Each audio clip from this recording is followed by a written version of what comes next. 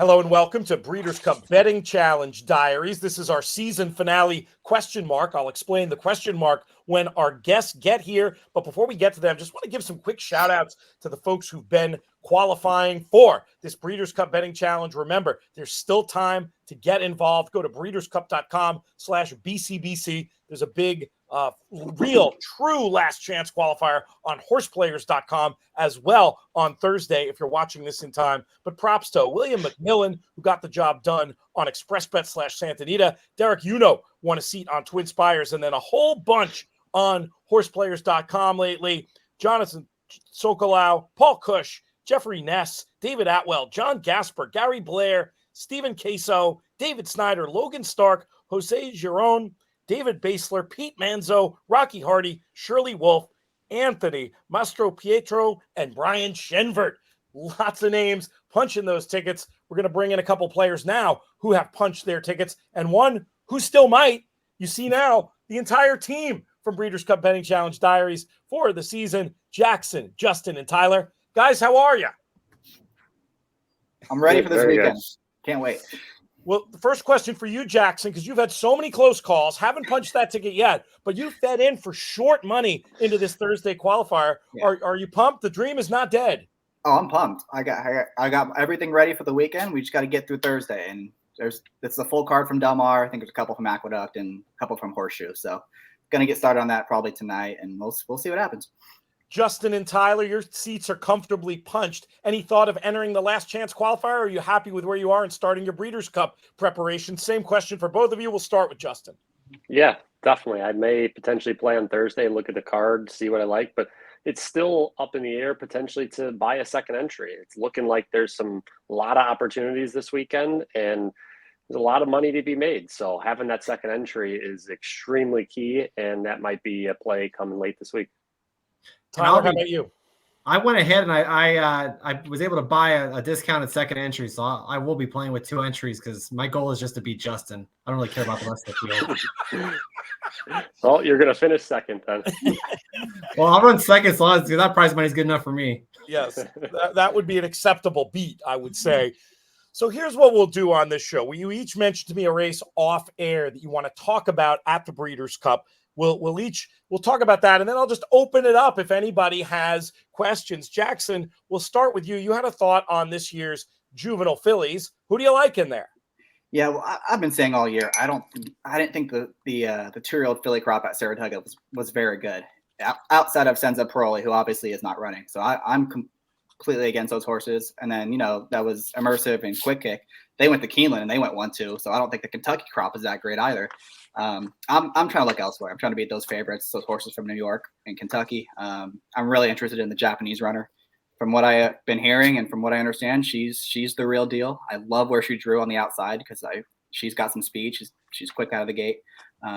Alex was telling me that she's a big horse. So she's a horse that doesn't want to get stopped. She doesn't want to be in traffic. Just keep her in the clear throughout. Maybe that 2-wide, 3-wide stocking trip. And supposedly she's got figures that are pretty dang good against the rest of this group. So I'm really interested in her at 5-1. I'm curious to see how they bet her because I really don't know what to expect come Friday. American Bikini, certainly an interesting jockey booking with Ryan Moore. Definitely a question of how much money is going to come for these Japanese runners. You mentioned the figures. We do have those as part of our In the Money Plus package, inthemoneypodcast.com/plus, equivalent figures for European and Japanese runners. If folks want to check that out, a ton of other info there. And Jackson did a write-up of this race for us. You can find over at inthemoneypodcast.com as well. Justin or Tyler, any thought on the juvenile fillies? Is Jackson on the right track playing against these well-fancied ones who raced at Saratoga this summer? I'm in total agreement on that side of things. I didn't like anything on the East Coast side of things. Not that means much being a West Coast guy anyway, because I'm always West Coast bias. But American Bikini did stand out to me. I've had an opportunity to watch a couple of her tapes over in Japan and had a couple of notes on her. And I think she's a major player in here. I love the fact that Ryan Moore took the call. And that's definitely a runner, if I'm playing that race, that I'm going to be taking a long look at. And it's definitely going to be part of the mix. You're an old school horse player, or that you came up under an old school horse player when you call video replays tapes. Extra credit to you, Tyler. Justin, I know you've just started your preparations. Is this a race you have any thought on yet? Not really, and I don't intend to have a huge opinion. I'm not a huge fan of the 2-year-old races that haven't run a ton, but I'm a rags player, and it sure looks like the Japanese horse fits. So, I mean, that's definitely a possibility. Does that mean you just try to escape with your minimums on Friday in the Breeders' Cup Betting Challenge and then look to take your stands on Saturday, I'm assuming? Yeah, I haven't done all the work for Friday yet. There's a chance that I'll try to make a decent score there, but most likely my plan will not be until Saturday to make a big score. Well, the next race we're going to talk about is also on Friday. So, Justin, you can go in the penalty box for this one, and I'll throw it to you, Tyler. Breeders' Cup Juvenile. This was a race you mentioned off air. Looks like a kind of a three-headed war, maybe a four-headed war at the top of the market in this one. You mentioned West Coast bias. Have I and many others been wrong pitting this as three horses, East Avenue, Chancellor McPatrick, and Jonathan's Way? You want to bring gaming into the mix? I do actually. And the reason more so is just because of the morning line. I was really, really surprised during the post draw yesterday to see this one at 8-1. In my head, this felt more in the 4-1 to 5-1 range. And so the 8-1 has me a lot more enticed than I would be had it been a shorter morning line. Obviously, he's done nothing wrong. Winning the debut at Del Mar, comes back in the Futurity, and dominate that day in a different fashion lane just off the pace. They've obviously been very, very patient pointing to this spot. Baffert hasn't done a whole lot with this one. A little bit concerned that Pratt, decided to stick with the Chad Brown, but I can't fault him for that. I mean, obviously, Chance McPatrick's done nothing wrong in 3 career starts, and you get Irats. How much can you really complain about the jockey switch there? But I like a horse that's a horse for the course already, and the 8-1 morning line right now is really, really tempting as a possible play on Friday's card. Another thing that he might have in his favor and could be working against East Avenue here is the fact that it's not just the one Baffert. It's a three-headed Baffert in there, and he's not a man who's averse to using team tactics. You figure somebody else might be glued to East Avenue down on that rail draw. Maybe gaming can get that kind of typical Baffert grinding, just off the pace, couple wide trip and have things really work out for him, and maybe East Avenue's going to have to work a little bit harder than he wants. Of course, they go too fast, my boy Chancer will come running, but I think it's a fascinating race. Jackson, did you have a quick thought on it, or you developed it all in terms of your view of the juvenile, or have you been too stuck on the juvenile fillies? Yeah, well, 2 quick thoughts. One is East Avenue got the horrible draw. I mean, the rail, and then he's got the Baffert sprinter right to his outside, and that he's in a lot of trouble from that post. But also, I'm in agreement with Tyler. I think gaming is absolutely the value of the race at 8-1. I mean, he's done nothing wrong. This has been the target all along. The horse he beat with Citizen Bull came back and improved his figure by like 15 points or something. So you can make a case that number is too low. So he should get a great trip. He should be in the clear throughout. 8-1's great price in my opinion. And Baffert never plays games, so don't worry about it, guys. I love angles like what Jackson was saying too, digging through, looking for figure improvement and stuff. I mean, you guys might be young, but you talk like the grizzled old vets, and it makes it so much fun to do these shows with you. Can't let you get out of here without a word on this incredibly fascinating Breeders' Cup Classic. Justin, you mentioned this as a race to talk about. It's not the last race in the contest, so that's kind of interesting. You could crush this and still have to sweat it out for 4 more races, but do you have a sense of what you might do in this race in the BCBC, or was it more a race you just wanted to talk about for the sporting proposition that it is? Yeah, I think it's crazy that City of Troy is the morning line favorite. The horse has never been on dirt before. I mean, it'd be different if it was an American horse that came turf and now going to dirt, but I don't know. It just seems crazy that that's the favorite we have here. Fierceness is every day he has shown up, he has won.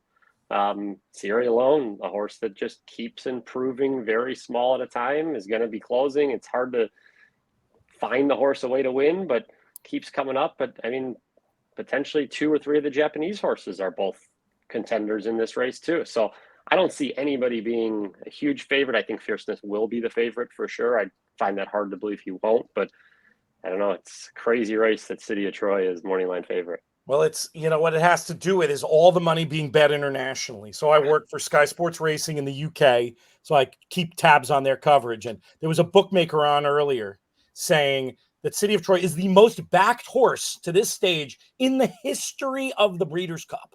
So that bookie money finds its way into pools. I think you're right in the sense that it's a little crazy that he's the favorite, never having run on dirt. But I'm pretty sure he's going to be the favorite. And I think it's going to create an opportunity for us, the horse players who are messing around in these pools. And yeah, maybe he won't be the 5-2 that he's even shorter than that internationally. But if nothing else, it's going to be tight. It's a fascinating story. Tyler, do you have a thought yet in the Breeders' Cup Classic? I had a couple of thoughts, but actually I wanted to pick Justin's brain about it. City of Troy, what would be a fair value you would say that would make you consider him as part of the mix? Obviously 5-2 is way too low for a horse trying something for the first time on this stage. He'd have to be 10-1 plus. Yeah, I completely agree with that assertion that he's got to be a much bigger number than that. Obviously, it's hard to correlate figures in terms of what he ran on turf, but I'm a rags player. I try to convert those turf numbers the best I can. I don't think if he runs his last race, which was his best race, that he can beat Fierceness or Sierra Leone potentially too. Those numbers just don't seem to add up to me unless you say he's going to for sure improve on dirt. But it's just a hard thing for me to see him as favorite and put him in anything at that low of a price. If he beats me, he beats me. Yeah, I mean, I'm kind of in the same boat right now. And Jackson, you and I seem to fall a lot in line in these online tournaments and looking for value and stuff. The Classic to me screams, something weird could happen in this race. There is an 8-1 to 12-1 shot that's going to run a big race. It's going to be forgotten about because of all the money that Fierceness and City of Troy are going to attract. I don't know what that is yet. I haven't figured it out, but it certainly seems like this is the race that something is going to happen. And afterwards, we're all going to go, man, I can't believe that horse went off that price in this race. Well, Sierra Leone could be that horse. I mean, he's right there on figures, but I want to hold your feet to the fire, but you already told me you're not going to fall for my tricks by forcing you to name one. But maybe while we get Jackson's thoughts, Tyler, if you take a look and just give me it doesn't have to be a pick, but like the kind of horse that you wouldn't be surprised who, you look up and you pays 25 or more in this race. Just one, won't be a selection, but I'm going to hold your feet to the fire on just one to throw out there after Jackson answers the question about potential price horse for the Breeders' Cup Classic. And meanwhile, Jackson, what's your thought? Do you have a lean yet in the Classic? Not really. I do want to raise one point. I was listening to, I think it was Marshall Graham who said this yesterday on another show that, and to your point, Pete, all this money coming in on City of Troy it's all international money. So you might have City of Troy at 5-2 in the on come race day, and no one in the BCBC is going to be using that horse because all the American people are just like, that horse can't win. He's got no shot. So it's a weird circumstance where everyone in the BCBC is just fading him, and maybe if you do like him, and you're the only one that has him, or only the few people that bet him. So that's an interesting thought. I thought that Marshall. That would be the ultimate wise guy move. Yeah. Figure if in a mythical. It's funny how that works in a mythical tournament sometimes, where a horse could be a huge price on the board and super short in the room, or vice versa, a chance to move up where other people aren't. But it's going to be fascinating to see how it plays out. Did you come up with one for us to throw out there, Tyler?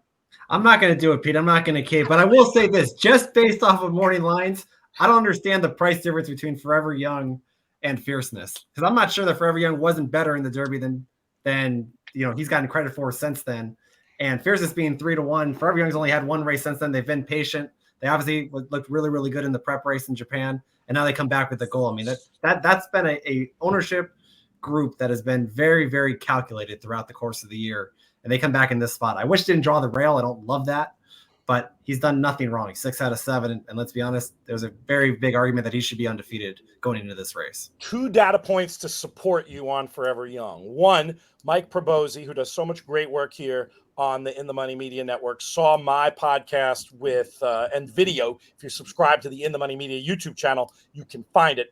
Me and Randy Moss going out over the Classic for 25 minutes, and we guess about the price, and we guessed 5-1 in there. And Mikey P, who's very sharp, told me I was absolutely out to lunch, and the horse would be half that in the Classic. I don't think Mike is right, but because again, that international money, I think City of Troy is going to be the price we're all thinking City of Troy is going to be, even though it is kind of insane. But just the idea that there's a huge gap between those prices, that should underline that. And then another video we did on the In the Money YouTube channel, we go through all the Japanese contenders with our team from the JRA. And my man over there, Toshio Nakubo, who follows form like nobody's business, usually very much, what's the word?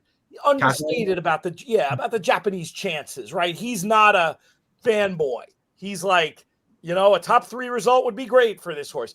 He loves Forever Young and truly believes he is something special and could have a say on racing's biggest stage. It's going to be great. We're going to be rooting for you guys. last thing I want to say is at the beginning of the show, I said it was the season finale ? Because if one of you guys runs in the money at the BCBC, we're definitely going to do one next week and have you on and chat again. And that's the result that I'm hoping for. I want this to be our trifecta. So get to work, Jackson, get qualified. You boys get to work handicapping, and hopefully we do this again next week. Thanks so much, not just for today, but all your great efforts this year. This was a fun group, and I loved working with you. Thank you so much. Thanks, Pete. Pete. Guys, good luck to everyone. Yeah, you guys too.